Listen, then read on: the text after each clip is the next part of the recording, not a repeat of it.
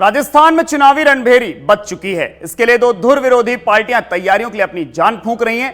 कांग्रेस और भाजपा दोनों पार्टियों के लिए चुनाव कितना अहम है, इसका अंदाजा इस बात से लगाया जा सकता है कि एक तरफ तो कांग्रेस के लिए खुद मुख्यमंत्री अशोक गहलोत ने कमान अपने हाथ में थाम रखी है, तो दूसरी तरफ भाजपा के लिए प्रधानमंत्री नरेंद्र मोदी लगातार राजस्थान के दौरे कर रहे हैं।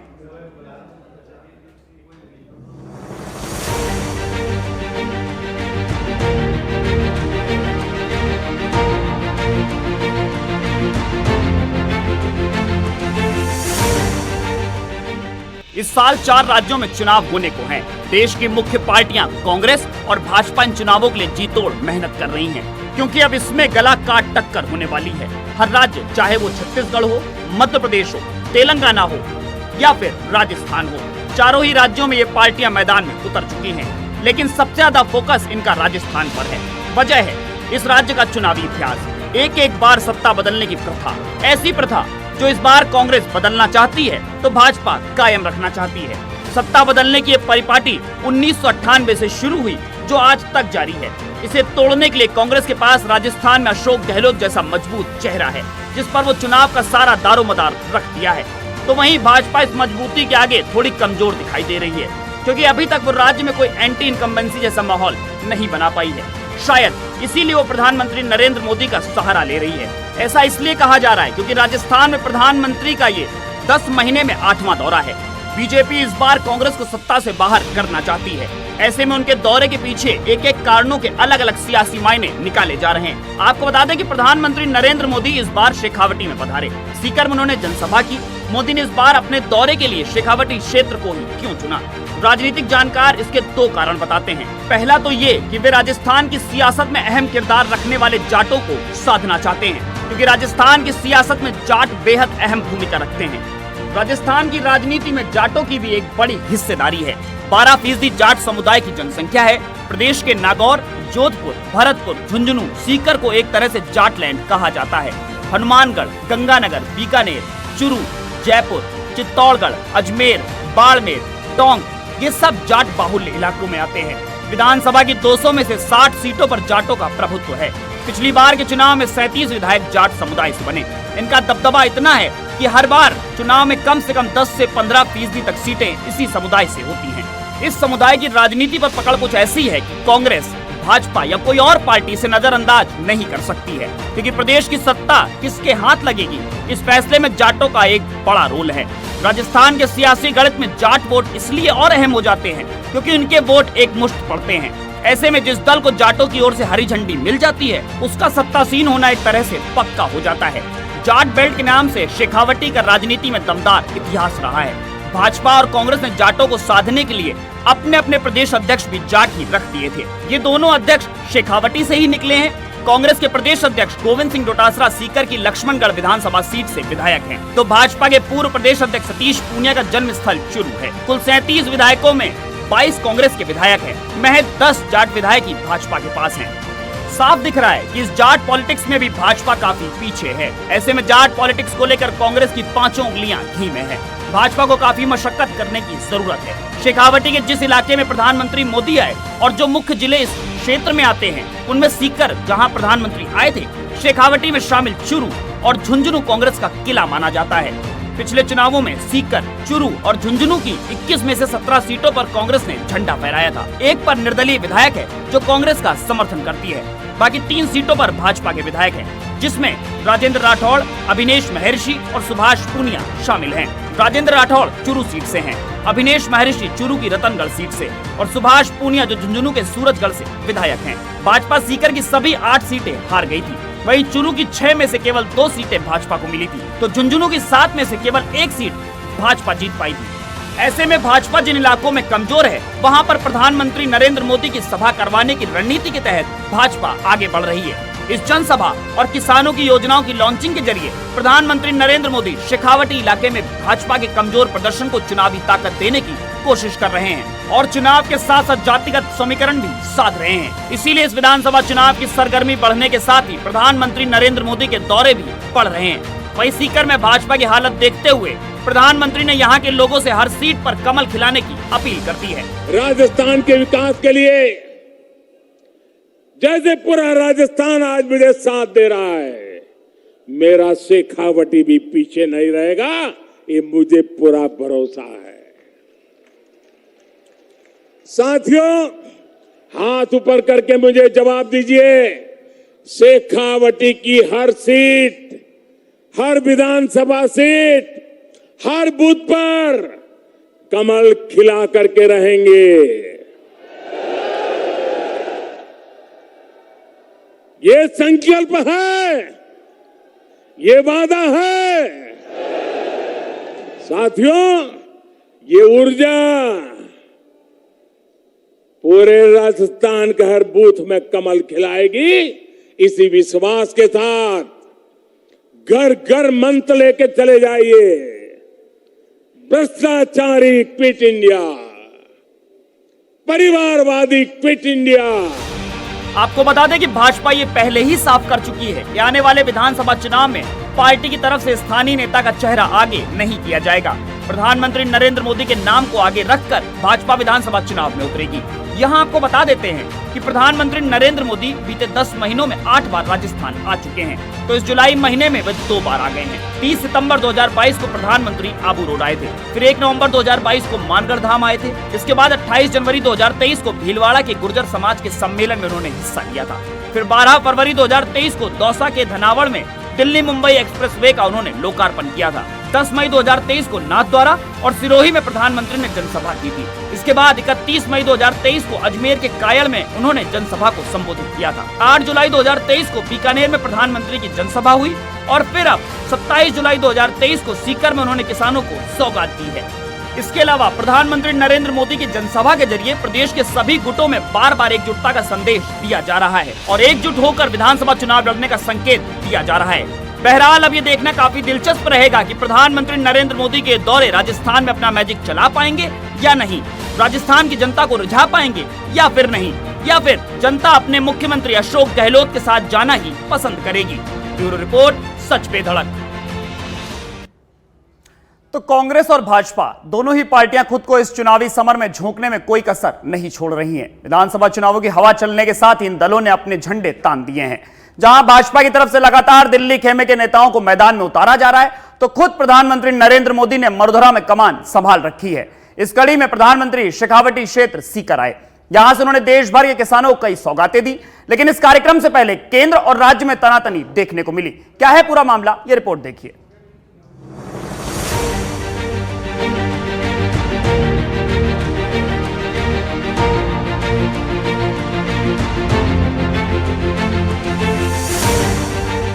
प्रधानमंत्री नरेंद्र मोदी का सीकर में कार्यक्रम तो निपट गया, लेकिन सियासत यहां पर शुरू हो गई। प्रधानमंत्री नरेंद्र मोदी के इस कार्यक्रम से ठीक पहले मुख्यमंत्री अशोक गहलोत ने एक ट्वीट कर दिया, जिसमें उन्होंने प्रधानमंत्री के लिए उनका स्वागत भाषण को हटाने के आरोप लगाए और ये आरोप उन्होंने प्रधानमंत्री कार्यालय पर लगाया।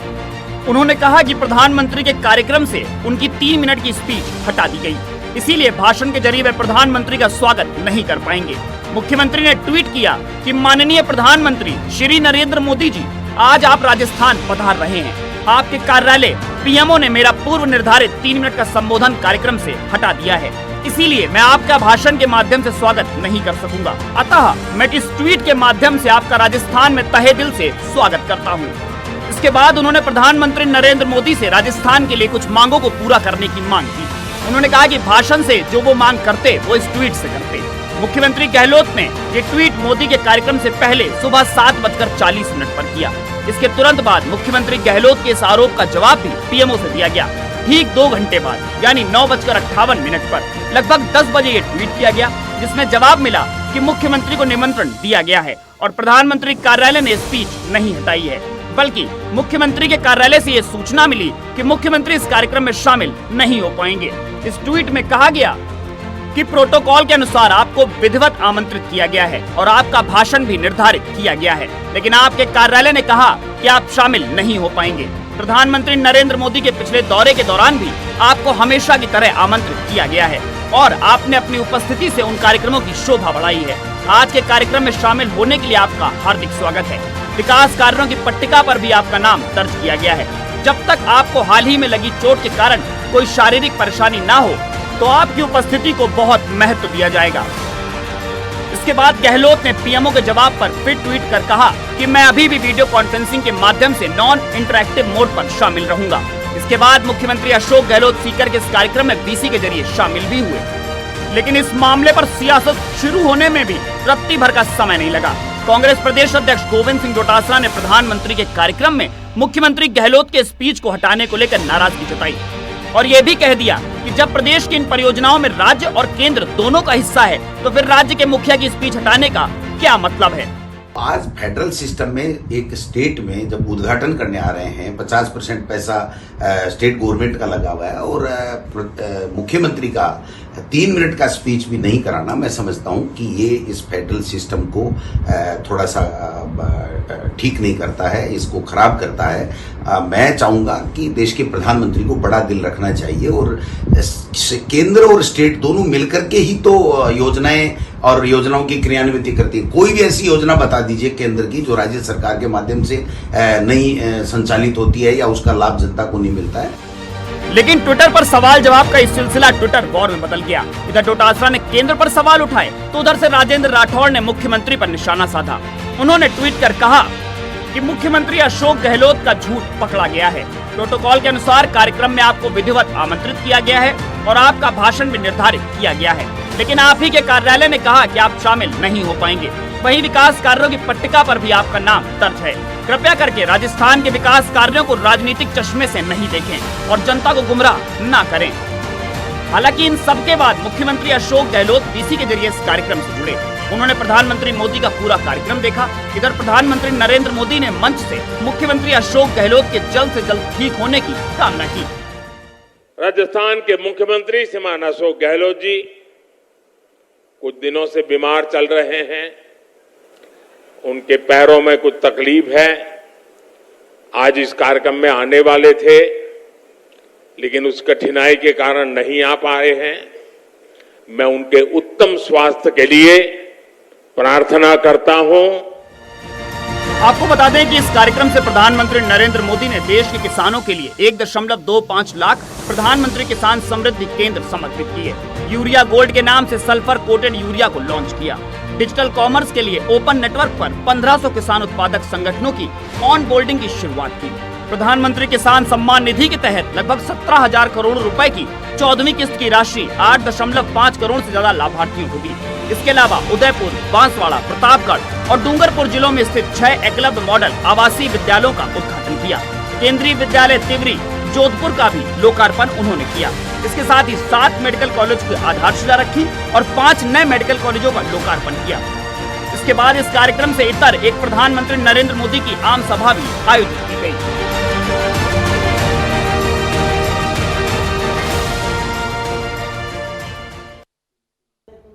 तो सीकर में इस कार्यक्रम के बाद प्रधानमंत्री नरेंद्र मोदी ने एक जनसभा को भी संबोधित किया। इस कार्यक्रम में बड़ी संख्या में सीकर की जनता पहुंची। प्रधानमंत्री नरेंद्र मोदी ने जनता के सामने राजस्थान की कांग्रेस सरकार पर जमकर निशाना साधा और कई सियासी पलटवार किए। सूबे की सियासत में लाल डायरी की सनसनी को मोदी ने जमकर भुनाया तो मुख्यमंत्री गहलोत को जरा भी गवारा नहीं हुआ और इसका जवाब भी मुख्यमंत्री अशोक गहलोत ने दे डाला।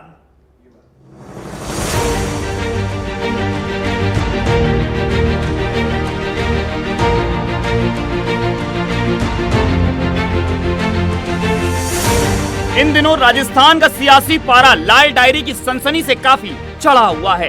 मंत्रिमंडल से बर्खास्त किए गए बसपा से कांग्रेस में शामिल हुए राजेंद्र गुढ़ा ने जो ये लाल डायरी का तीर छोड़ा वो अब कई सियासी मुद्दों को भेद कर अलग ही माहौल बना रहा है। लाल डायरी सियासत के गलियारों में क्या आ गई?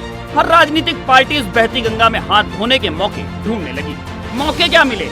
उन्हें तो बैठे बिठाए सत्ता पक्ष के लिए एक हथियार मिल गया जिससे अब जमकर कलाबाजियां दिखाई जा रही हैं। कांग्रेस की धुर विरोधी पार्टी भाजपा ने तो इसे राजस्थान के सबसे बड़े मुद्दे में तब्दील कर दिया। भाजपा के नेता आए दिन इस लाल डायरी को लेकर सत्ता पर निशाना साध रहे हैं, उनसे सवाल पूछ रहे हैं। तो आज सीकर दौरे पर आए प्रधानमंत्री नरेंद्र मोदी ने भी इस लाल डायरी के मुद्दे को जनता के सामने भुनाने में कोई कसर नहीं छोड़ी। प्रधानमंत्री ने सीकर की जनता के सामने मंच से जब ये सवाल उठाए तो जयपुर में मुख्यमंत्री अशोक गहलोत ने भी जनता के ही सामने प्रधानमंत्री मोदी के हर बार का पलटवार किया। लाल डायरी वाले निशाने पर उन्होंने साफ कह दिया कि प्रधानमंत्री पहले लाल सिलेंडर और लाल टमाटर पर बात करें, तब वे लाल डायरी पर आए। कांग्रेस का मतलब ही है लूट की दुकान, झूठ का बाजार। और लूट की इस दुकान का सबसे ताजा प्रोडक्ट है, ताजा प्रोडक्ट राजस्थान की लाल डायरी। आपने लाल डायरी के बारे में सुना है ना? सुना है ना? कहते हैं इस लाल डायरी में कांग्रेस सरकार के काले कारनामे दर्ज है। लोग कह रहे हैं कि लाल डायरी के पन्ने खुले तो अच्छे अच्छे निपट जाएंगे। कांग्रेस के बड़े से बड़े नेताओं की इस लाल डायरी का नाम सुनते ही बोलती बंद हो रही है। ये लोग भले ही मुंह पर ताला लगा ले, लेकिन ये लाल डायरी इस चुनाव में पूरी कांग्रेस का डिब्बा गोल करने जा रही है। और पीएम ने भी, मैंने सुना है कि भाषण दिया वहां पर सीकर के अंदर एक लाल डायरी का। अब बताइए आप, ये जो प्रधानमंत्री पद की बहुत बड़ी गरिमा है, सोचने के पहले उनके बाद में इनकम टैक्स है, ईडी है, सीबीआई है, जिसका पूरा जम के दुरुपयोग देश में हो रहा है। क्या वो जानकारी प्राप्त नहीं कर सकते कि जो डायरी का जो हुआ खड़ा किया गया जानबूझ करके, और जिस प्रकार से एक हमारे मंत्रिमंडल जो हमारे साथ थे मोहरा बनाया गया और 50-60 डायरी लड़ाई गई असेंबली के अंदर। कल मैंने सुना पार्लियामेंट के अंदर भी लड़ाई गई डायरी है 50-60। तो क्या इतने घबरा गए हैं मोदी जी और इनकी पार्टी? तो असली लूट तो मैं समझता हूँ, असली लूट तो आपने लाल सिलेंडर को 1500 रुपये का करके मचा रखी है। लूट मचा रखी उन्होंने लाल सिलेंडर को। सिलेंडर का रंग लाल है, वो डायरी का रंग लाल बता रहे, मैं बता रहा हूँ असली तो ये है आपके सामने। मैंने सुना लाल टमाटर जो है वो 150 किलो रुपये हो गया है।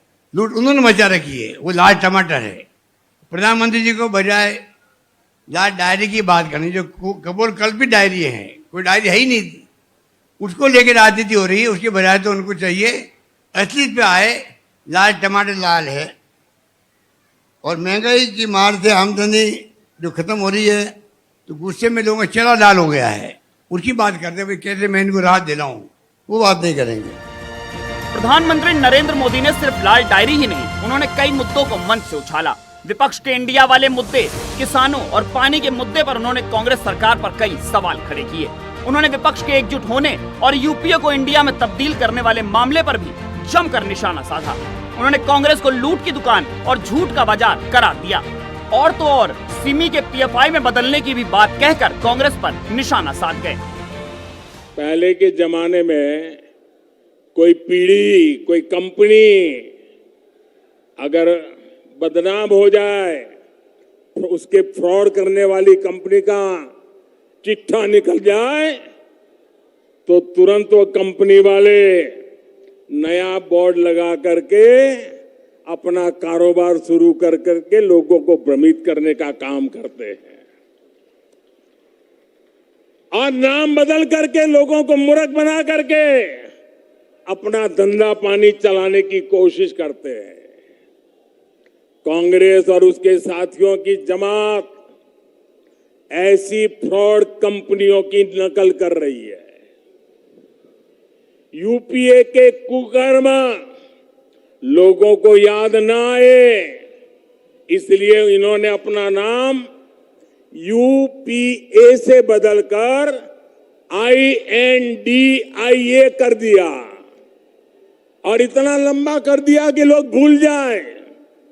यूपीए के नाम बदला है ताकि ये आतंकवाद के सामने घुटने टेकने का अपना पाप छिपा सके। इन्होंने नाम बदला है ताकि ये कर्ज माफी के नाम पर किसानों से विश्वासघात को छिपा सके। यूपीए नाम बदला है ताकि ये गरीबों के साथ किए गए छल कपट को छिपा सके। प्रधानमंत्री नरेंद्र मोदी के सीकर में दिए गए एक बयान का जयपुर में मुख्यमंत्री अशोक गहलोत ने तीखा जवाब दिया। दरअसल आज जयपुर में मुख्यमंत्री Gehlot Indira Gandhi gas cylinder subsidy योजना के लाभार्थियों से संवाद कर रहे थे। उन्होंने लाभार्थियों के खाते में 155 करोड़ की राशि ट्रांसफर की। जनता से बात करते हुए उन्होंने कह दिया कि आज प्रधानमंत्री जो सीकर आकर मेडिकल कॉलेज का लोकार्पण कर रहे हैं, जो राज्य सरकार को करना चाहिए, लेकिन हर चीज में वो अपना नाम बनाना चाहते हैं। राजस्थान में ये सब करके वो यहाँ की जनता को कोई एहसान नहीं कर रहे हैं। ये पैसा जो जनता के लिए ही है, उन्हीं से ये सब वो प्रदेशवासियों के लिए कर पा रहे हैं।